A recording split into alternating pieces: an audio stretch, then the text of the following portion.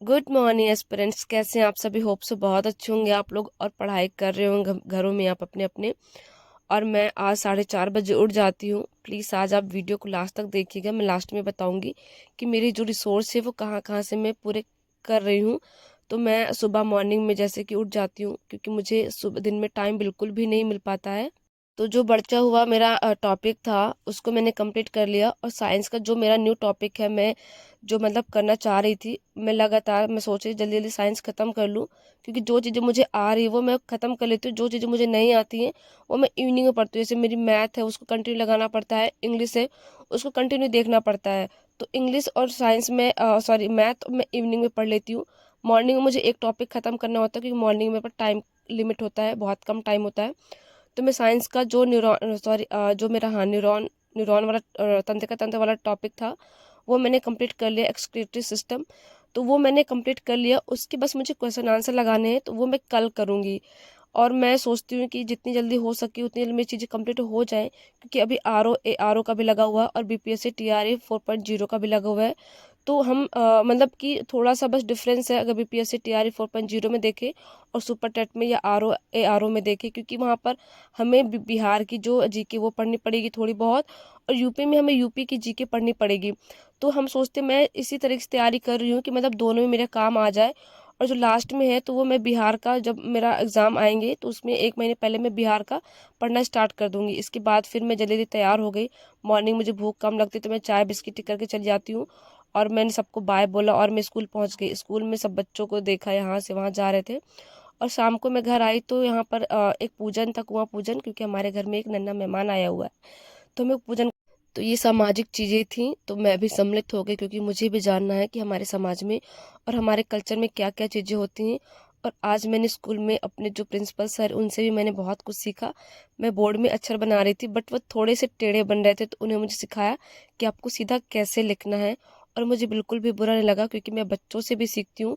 और जब से मैंने बच्चों को पढ़ाया, छोटे बच्चों को, क्योंकि मैं सारे क्लासेस देखती हूँ, 3 4 5 6 7 8 9 10 तक देखती हूँ। 10 9 10 की साइंस और इंग्लिश देखती हूँ, और छोटे क्लासों के जो उनके सब्जेक्ट्स होते हैं वो देख लेती हूँ।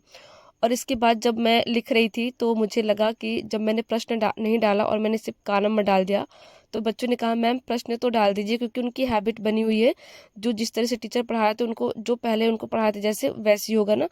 तो मतलब मुझे लगा कि शायद मुझे बच्चों से कुछ सीखना चाहिए, तो मैंने बच्चों से सीखा।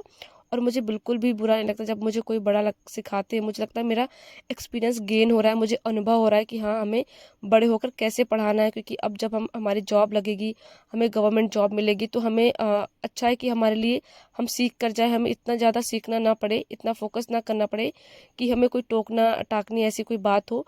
फिर मैंने कोचिंग पढ़ाया बच्चों को। इसके बाद फिर मैं इवनिंग में घर आ गई, और इवनिंग में मैं मैथ लगा रही थी। और पहले मैंने साइंस ही थोड़ा बहुत कंप्लीट किया, इसके बाद फिर मैंने मैथ लगाया, क्योंकि मेरी मैथ अच्छी है, ऐसा नहीं कि बुरी नहीं है, बुरी है, बट मैं उसको कंटिन्यू रखना चाहती हूँ, क्योंकि जब भी वैकेंसी आए तो मुझे हड़बड़ाहट ना लगे कि नहीं ये वो ऐसा वैसा। क्योंकि हमने कई बार सिलेबस को कंप्लीट कर लिया है, कई बार चीज़ों को कर लिया, बट इतनी फ्रस्ट्रेशन हो जाती है हमें, मतलब मैं भी कभी कभी डिमोटिवेट हो जाती हूँ कि क्या होगा क्या नहीं होगा।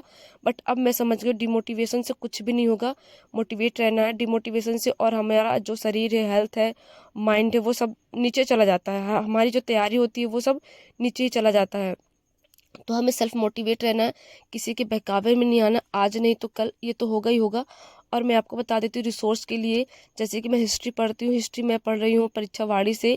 क्योंकि अब आजकल ना वन लाइनर चीज़ें नहीं पढ़ सकते हैं, क्योंकि वन लाइनर चीज़ें नहीं आ रही भाई, सबसे अंदर की आ रही चीज़ें। तो आप 11th 12th की आप साइंस मतलब जो हमारी हिस्ट्री वहाँ से भी आप देख सकते हैं। क्योंकि मैंने बीपीएससी बिहार का जो पेपर देखा था वहाँ पर, तो एकदम डिट्टो लाइन वाइज लाइन पूछा हुआ था एनसीईआरटी ज्योग्राफी से। और ये जो हमारा हिस्ट्री है वहाँ से भी एनसीईआरटी पूछा हुआ था। तो मैं एनसीईआरटी तो मैं पढ़ चुकी हूँ, अब मैं परीक्षावाड़ी स्टैंडर्ड बुक पढ़ रही हूँ। तो आप भी फॉलो कर सकते हैं परीक्षावाड़ी को। मैंने परीक्षावाड़ी पढ़ी है, और मैं एक वीडियो बना दूँ जिसमें सारी आपको बुक्स दिखा दूंगी कि मैं कौन कौन सी बुक्स पढ़ रही हूँ, कौन कौन सी बुक्स नहीं पढ़ रही हूँ, और हमें कितना पढ़ना कितना नहीं पढ़ना है। हमें डेली एक प्रैक्टिस सेट लगाना है, और प्रैक्टिस सेट के लिए भी मैं बता दूंगी कि आप फ्री में प्रैक्टिस सेट कहाँ से लगाएं। और कौन कौन से प्रैक्टिस सेट देने हैं। देखिए मैं अभी अभी आपको बता देती हूँ। प्रैक्टिस सेट आप लगा सकते हैं RWA चैनल से लगा सकते हैं, या फिर आप टेक्स्ट बुक से आप परचेज कर सकते हैं। वहाँ से आप सुपर टेट के लिए या RO के लिए, क्योंकि देखो सिलेबस एक ही है और सिलेबस में बस थोड़ा सा उतार चढ़ाव हो जाता है। जो क्वेश्चंस यहाँ है, अगर बायोलॉजी में रक्त जो RBC है वो रेड कलर की होती हैं, तो वहाँ पर भी रेड कलर की होंगी।